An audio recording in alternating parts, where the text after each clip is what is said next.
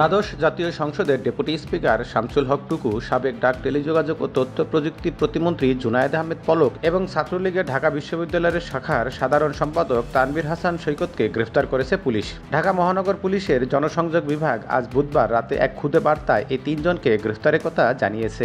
বার্তায় বলা হয়েছে, গোপন সংবাদের ভিত্তিতে ঢাকা মেট্রোপলিটন পুলিশের খিলক্ষেত থানাধীন নিকুঞ্জ আবাসিক এলাকা থেকে আত্মগোপনে থাকা অবস্থায় এই তিনজনকে গ্রেফতার করা হয়। রাজধানীর পল্টন থানায় দায়ের করা একটি মামলায় তাদেরকে গ্রেফতার করা হয়েছে।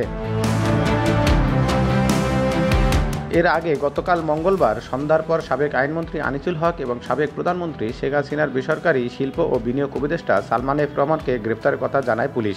তখন ডিএমপির একটি খুদে বার্তায় বলা হয়েছিল, নৌপথে পালিয়ে যাওয়ার সময় ঢাকার সদরঘাট এলাকা থেকে আনিসুল হক ও সালমান এফ রহমানকে গ্রেফতার করেছে পুলিশ। তাদেরকে বৈষম্য বিরোধী ছাত্র আন্দোলনের কর্মসূচি চলাকালে গত 16 জুলাই ঢাকা কলেজের সামনে সংঘর্ষে মোহাম্মদ শাহজাহান নামে এক হকার নিহতের ঘটনায় দায়ের করা হত্যা মামলায় গ্রেফতার দেখানো হয়েছে।